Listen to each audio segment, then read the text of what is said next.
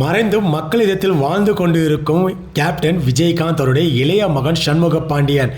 இவர் சினிமா துறையை சார்ந்து 2 படங்கள் நடித்து முடிச்சிருக்காரு. சகாப்தம் மற்றும் மதுரை வீரன். இந்த 2 திரைப்படமும் கலவையான விமர்சனம் தான் வந்தது. இருந்தாலும் இவர் ஒரு வழியா நம்ம கேப்டன் குடும்பத்திலிருந்து அறிமுகமான ஒரு கதாநாயகன். இன்னைக்கு படைத்தலைவன்ற திரைப்படம் வெளிவந்திருக்குங்க. சண்முக பாண்டியனோட படைத்தலைவன். இந்த திரைப்படம் இன்னைக்கு வெளிவந்த நாள் ரொம்ப முக்கியமான ஒரு நாளாக பார்க்கப்படுது. ஏன்னா பல தடங்களை தாண்டி இந்த படம் ஒரு வழியாக திரைக்கு வந்திருக்குங்க. இந்த திரைப்படமான மக்கள் எல்லாரும் பார்த்து கண்டிப்பாக ஆதரவு கொடுக்கணும்.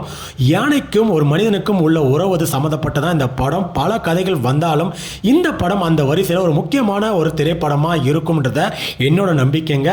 கேப்டன் அவர்கள் எண்ணற்ற தொழில்நுட்ப கலைஞர்களை அறிமுகம் செஞ்சிருக்காரு. ஆனால் அவருடைய மகனுக்காக அவரால் எந்த அளவுக்கு உதவி செய்ய முடிஞ்சதுன்றது எனக்கு தெரியல. ஆனால் அவருடைய இளைய மகனுக்கு மக்களாகிய நம்ம தான் ஆதரவு தரணுங்க. இந்த திரைப்படம் வெற்றியடைய நம்ம வாழ்த்துக்களை தெரிவிச்சுக்கலாம்.